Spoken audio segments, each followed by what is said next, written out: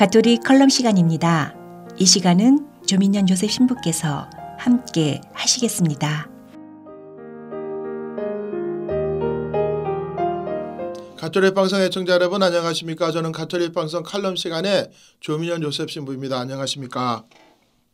네, 2018년 8월 28일 우리 한국 신문을 읽어보면서 너무너무 이제 마음이 아픈 기사를 읽게 되었습니다.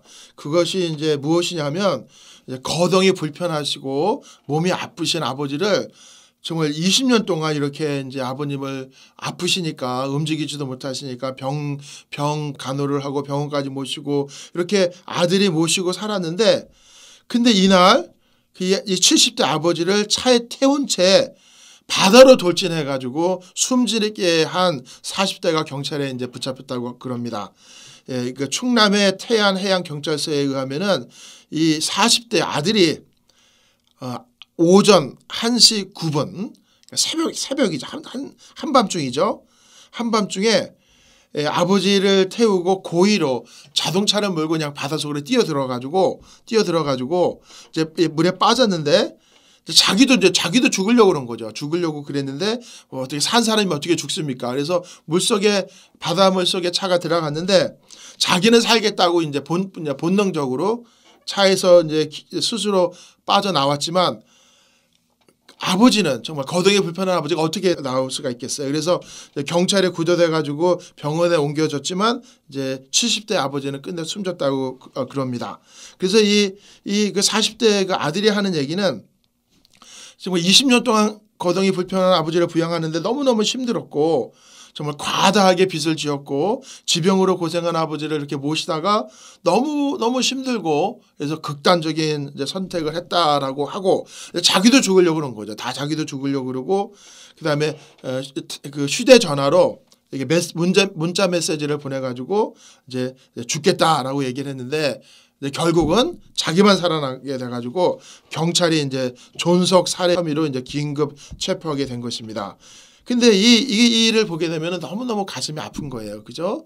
20년 동안 이 아버지를 이제 모셨다라는 거죠.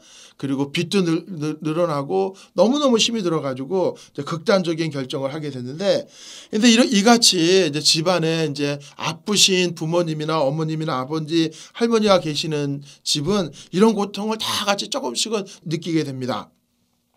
얼마 전에 그 신문에 나온 기사 중에 그 51세의 차혜연이라는 그 부인께서는 남편이 유암 수술을 받고 나서부터 정말 2년 동안 열심히 이제 병 간호를 하고 음식도 하고 모두 하고 온갖 다 했는데 2년 후에 이제 수술하고 2년 후에 또 이제 암이 재발한 거예요. 예.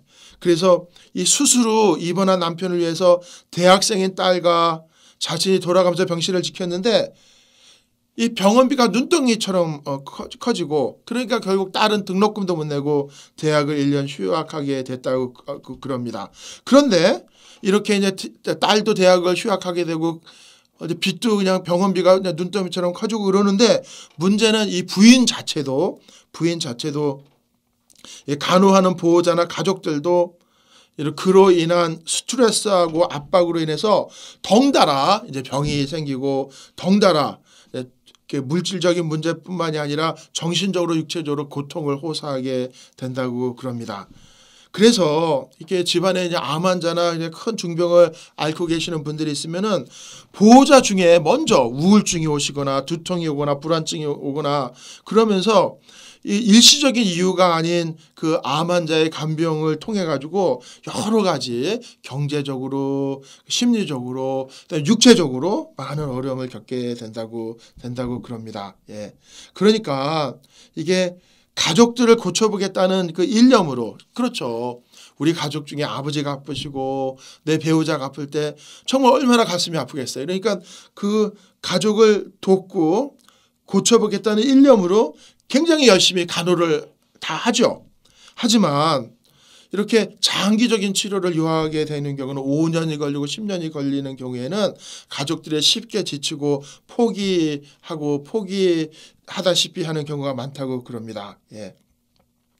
그러니까 그런데 더 특히 뭐 어떤 장애를 앓고 있고 특수 장애를 앓고 있고 질환을 앓고 있는 경우에는 가족들이 그 희생을 다 같이 함께 하는 거예요.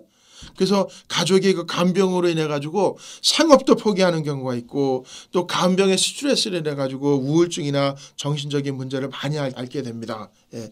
저는 이제 병원을 많이 다니고 널싱홈도 다니고 환자들 우리 신자들 집을 많이 가게 되는데 정말 덜컥 누가 아프시면은 어느 누구나 최선을 다해서 이제 간호를 하게 되는데 그게 6개월이 되고 1년이 되고 2년이 되고 3년이 되고 5년이 되고 10년이 되게 되면은 정말 이 간병 스트레스로 아프신 분도 그렇지만 가족들도 너무너무 이제 힘들게 되는 경우가 너무너무 많다고 그럽니다. 그래가지고 이 미국에는 그래도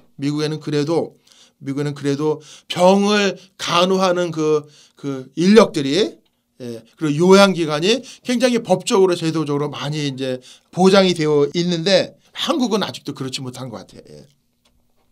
그래서 가정이나 기관에서 그 요양 서비스를 받다 보면은 인력 운영에 한계가 있다 보니까 오랜 시간을 홀로 있는 경우가 많이 생기게 되고 그 다음에 뭐 요양 보호사나 간호사, 간호조무사를 다 합쳐도 그 숫자가 적기 때문에 그 정말 그 아프신 분들도 고통받고 그 아픈 분을 간호하는 가족들도 고통받고 이렇게 정말 온 가족이 이렇게 고통을 받는 이렇게 어려운 경우를 많이 보게 됩니다.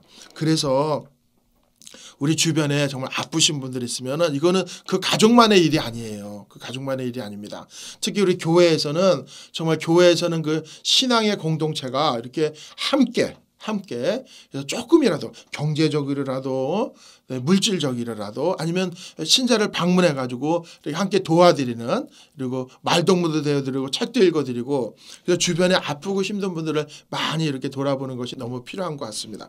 다행히 우리는 미국에 살아가면서 미국에 이러는 그런 사회적인 보장 제도가 너무너무 잘 돼 있기 때문에 그래도 우리 미국에서는 아프신 가족들이 그래도 훨씬 더 한국보다는 훨씬 더 많이 이렇게 잘 보호받고 보장되어 있는 것 같습니다. 하지만 우리 신앙 공동체에서 내가 신앙 공동체가 아니더라도 누구라도 아프신 분들을 함께 돌보고 가족을 돌보는 것이 그다음에 함께 힘을 보태는 것이 경제적으로 물질적으로 그다음에 방문한다든지 영성적으로 신앙적으로 함께하는 것이 우리가 꼭 해야 할 일이 아닌가 싶습니다. 그래서 이게 우리가 정말 서로 돌보고 서로 함께하는 그런 신앙 공동체가 되기 위해서는 우리 주변에 아프신 분들 또 아프신 분들을 돌보는 가족들 우리 그 가족들을 위해서 함께 기도하고 함께 돕고 돌보는 그런 사랑의